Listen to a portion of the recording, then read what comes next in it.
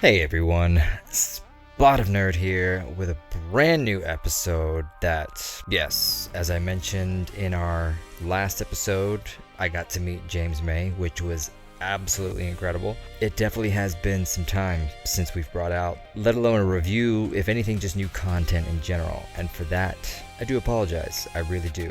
Let's just get things rolling with the obvious that has currently just been released by Star Wars Disney, or Disney Star Wars, however you want to describe it. And though it isn't the worst Star Wars film, what it is though, The Mandalorian and Grogu, in theaters right now, the first Star Wars film in 7 years that we've seen since Rise of Skywalker. One thing is for sure, Star Wars, Disney, together, Disney now has a liability.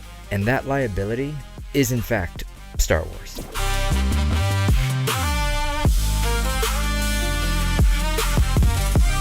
Before we get rolling, I would love you guys so much. If you haven't already, go ahead, hit that subscribe, give me the likes, the comments, tell me your thoughts. Have you seen the movie yet? Are you gonna watch it? Do you give two shits about it? Apparently there's this new generation of people that are loving this movie. They're obviously destroying the old school fans. You know, they're saying this is a film for kids and blah blah blah blah blah. And you know what? To each his or her own when it comes to your opinion. But let's face the facts. The Mandalorian and Grogu is proof that, number one, Jon Favreau has no idea how to make a movie. This is simply a season 4, or let alone the season 3 that we should have gotten. It basically is 3 episodes just put into a movie. Let's be very clear about that. I'm going to go over the plot, give you a little bit of spiel, spoilers if it really fucking matters. Once you've seen this movie, it's about 2 hours and 20 minutes. By the time you get back to your car, you're gonna forget it. And to prove that you're gonna forget it, every single time right now, social media, when I'm looking at these people that are praising this film as one of the best things ever, I'm asking one simple question. Name something in the plot that is worthy of Star Wars, that is worthy of making this one of the greatest things since sliced bread. One single plot point that has anything to do with making sure that this film stands out to be one of the greatest films of all time. Just one. Throw it in the comments. I have to be brutal. I have to be honest. I have to be there's words that I can't think right now. Where I'm going with this is, I can't say it wasn't all bad. Visually, sure, there are some pretty great action sequences. If you enjoyed the Mandalorian show, this does go back to more of the roots, but ultimately, there's just simply no plot. There is no character development, and quite frankly, some of the dialogue that's in this movie, you would think Disney basically looks at its crowd, looks at its audience, and assumes that you're just fucking stupid. Just in the beginning alone, you have this Empire-esque type cult following, I guess if you want to call it. The Mandalorian is being hired by the New Republic to go and find these people, these Empire-esque high officials, to try and find some information. There's no wonder the First Order became a thing. Let's be very clear. The dialogue between the bad guys trying to make them into bad guys, it's as if a 3-year-old is trying to explain their day to you. I'm the bad guy. Look at me, I'm the bad guy. Hey, just heads up, I'm the bad guy. And that's the end of the first episode. The second sequence is all about the Hutts. For those that remember, the first movie that ever really came to the big screen from Disney was the animated Clone Wars movie, before it became the series. The entire film really is based off of the kid, Rada the Hutt, who was Jabba the Hutt's son. He's a gladiator. And of course, they just sprinkle, little memberries, as I guess what today's generation calls them. Like, oh, look, it's the chessboard on the Millennium Falcon. Oh, look at the fight sequence, It's got everything from the old Star Wars. Look. It's fucking stupid. It's just there's no point. There's no need for it. It's been done. You're simply just trying to hold on to something that is no longer there. And I don't mean that in a disrespect to the old trilogy, or I'm actually one of those people rarely that enjoyed some of the newer trilogy, specifically The Force Awakens. I actually enjoyed The Rise of Skywalker. Ruin Johnson destroyed Star Wars with The Last Jedi. Just because you're throwing memberries into this movie does not mean you're just going to make this the all-be-all Star Wars film. Mando and Grogu, they get hired on by the New Republic to go and grab Rata the Hutt, because he's been enslaved. He's a gladiator. He's about to die. He has information. The Hutt twins need him because it's the Hutt family. So the New Republic hire Mando to go find and rescue Rada the Hutt. Rada doesn't want to be like his father, so he's just being his own man. That's the end of episode 2.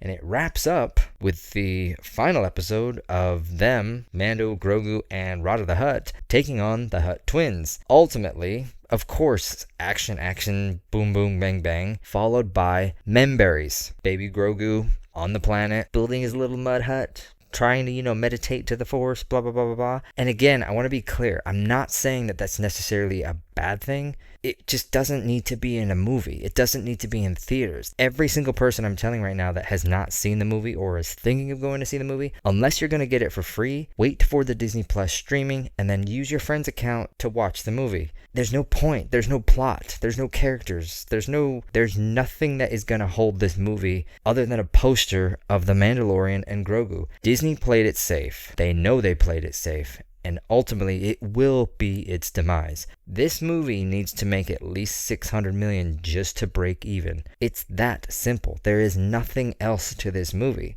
And to those Star Wars fans that are going, well, you're just one of the older fans, and you're just the negative Nancy that always just puts everything down. Again, I go back to my original statement. Tell me one plot point that defines this as one of the greatest Star Wars movies, let alone films, in theaters of all time. Just one. Please, I dare you to defend it. I have not seen a single person be able to I'm trying to think of big words, but you get where I'm going, to give me some sort of proof that this deserves the praise that it is actually getting from the very small amount of people that are actually going and watching the movie. Let's also be very clear too. Disney, being Disney, is paying everybody in relation to making this sound like it is a great film. They're called influencers and they're called content creators, just like I pretend to be here on this channel, because let's face the facts. When you pay somebody to promote your product, to promote your movie, obviously they're going to give it praise. If you pay somebody and they take a big fat dog shit all over it, basically its face, they're never going to pull you back in again. They're never going to ask you to do anything else, and they're never going to give you any more free shit. So let's be clear again. There are about 10,000 plus channels on YouTube, on Rumble, just like this, who are trying to make a name for themselves by doing something that will get views, watches, reviews, blah, blah, blah, blah, blah, ultimately hoping that one of these big corporations, aka Disney, picks up on it and says, we want that kid to praise this movie. They even admitted it. If you look at the news article with the Pedro Pascal thing, it was completely staged. They literally brought influencers from around the country or around the world, whatever it was. They put them on Smuggler's Run, Disney, the ride, Star Wars ride. Pedro Pascal just shows up. It was completely and absolutely staged. I fucking hate this man with a level of hate. There's a level of hate I have for this man I didn't know I ever could experience before. Yes, because of his politics. Yes, because of just how much of an asshole he is in relation to the person outside of quote unquote the Mandalorian. Can he act? Sure. Is he a good character in relation to this? Why not? It's the Mandalorian. But I fucking hate Pedro. I just fucking hate him so bad. Just when he is on screen, you just want somebody to just go, could you have not chosen somebody else? Could you ultimately seriously have not chosen somebody else? And then you got the baby Grogu like, it's a baby, it's a fucking baby Yoda. Moving on. Last but not least, of course, you have Sigourney Weaver, 76 years old now, who is ultimately Kathleen Kennedy, portrayed in this movie. I'm obviously being rhetorically or ironic here, whatever that fucking word is. Because let's be very clear, if you're watching this movie or if you've seen this movie, absolutely nobody in this movie wanted to be in this movie. There is a level of droll dialogue where every time this individual is in a scene. So yeah, we need you to go and do this. And then when you do that, if you could just not make sure you kill people or do destruction, that would be great. Thank you so much. Oh, by the way, here's a new ship, whatever the fuck Mando ship is called. Oh, that's right, because Hasbro has been losing money and they got really pissed when they destroyed the ship back in season 2 of The Mandalorian. But hey, here's a brand new one for you because now we can sell merchandise. Star Wars is dead. Something is in the wind, metaphorically speaking. There's a little tingle in the force. See what I did there? You know, Disney, the only thing they have right now, they're gonna reboot the original trilogy. you know they're gonna do it. There's just something on the tip of your tongue because they got nothing else. Like I said in the very beginning of this video, Disney has an extreme liability right now called Star Wars. It is not making them money. The actual, somebody just mentioning Star Wars actually now leaves you with a bad taste in your mouth. Nobody is excited. Nobody is gawking at the next movie or the next series. And to them, they're likely shitting their pants right now because ultimately they spent billions of dollars for this franchise and they have put it completely down the toilet.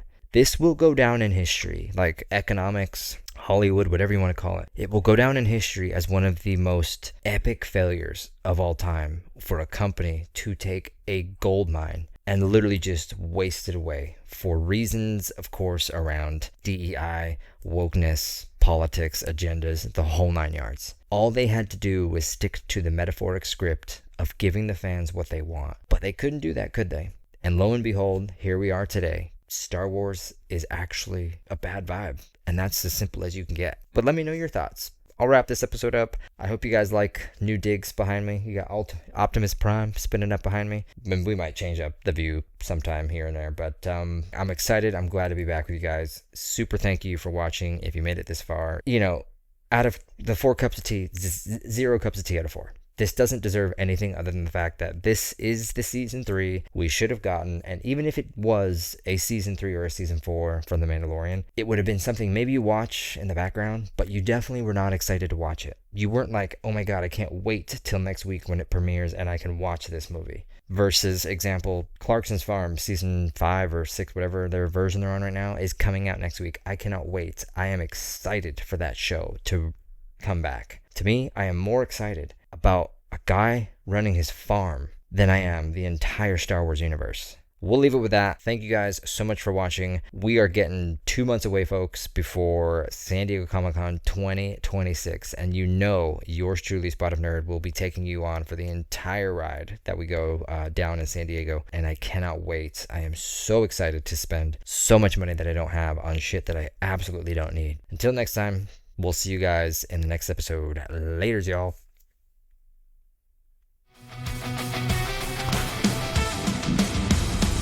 Laters. P.S. Just to give you some reference again about how Disney essentially assumes that you're actually stupid. So in the Rise of Skywalker, you had the Baba Gobachubu people, the little tiny people. In the movie, the Mandalorian becomes a prisoner of the hut. And, Baby Grogu and the little Baba Gobajubu, whatever people, they go and try to rescue him. They go and try to rescue him in their ship, which is about the size of a skateboard. So they obviously get to it. They obviously break him away. They break Mandalorian out, and Baby Grogu's like, yeah, look, we got a ship. We can go at it. We can get out of here, blah, blah, blah. They have a ship the size of a skateboard in Mandalorian. Like, I think they're trying to be funny. They're trying to be silly, like, oh, look, because they're little Babagoo, they're little tiny, you see, because he's big and they're... No, they think you're stupid. Let's be very clear about that. They think you are stupid. And the same goes with, I didn't know I never needed to watch Jabba the Hutt slugs fight it out until I saw this film. Like, I had absolutely no need to watch it. Now that I've seen it, it's something I wish I could never see ever again. But it's ingrained now into my thought because it's just like, ew. Just ew. And why? Just absolutely fucking why?